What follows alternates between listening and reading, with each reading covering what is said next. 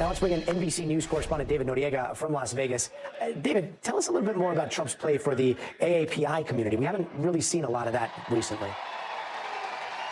Yeah, look, Gary, I don't think anyone would say that this is a central plank of the Trump campaign, but you do have to think of it in the context of the campaign's efforts to reach other minority demographics, Latino voters, black voters, young voters, working class voters. That is taken together a constituency that's very well represented in Nevada and specifically in Clark County, where Las Vegas is, where I am right now. And those are key demographics that have historically been important parts of the Democratic coalition, but where that support has been eroding and where Trump has been making gains. So something like tonight's event, which is specifically targeted at Asian American Pacific Islander voters, is part of this attempt by the Republican Party and the Trump campaign specifically to position itself as the new party of the working class multiracial coalition, which was once the claim of the Democrats. There are a lot of Asian American people in attendance at this rally. Interestingly, a lot of them drove here from California. Actually, they're not Nevada residents. Most of the ones we spoke to told us they came here especially from Southern California because, you know, Trump very rarely makes appearances in California and they wanted to see him in person while they still had the chance. This shift away from the Democrats towards the Republicans by these minority demographics, Gotti, I think there's a lot of debate around this. It's a contested kind of hypothesis, whether it bears out, to what extent it bears out, and whether it's a part of a lasting trend. That's one of the main storylines going into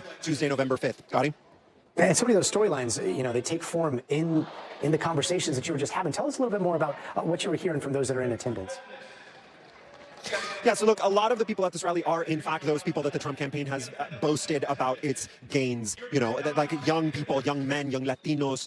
For example, we spoke to a young Latino man outside the rally this morning. I asked him, you know, if there was anything that might change his opinion about Donald Trump. He said, absolutely not. He's going to support him no matter what. I asked him whether he thinks this election is close. He really doesn't. He basically thinks that this is a done deal. The people at this rally are people who are fully committed to Trump. I want to play you just a little bit of what this young Latino man told me when I asked him these questions. Take a listen.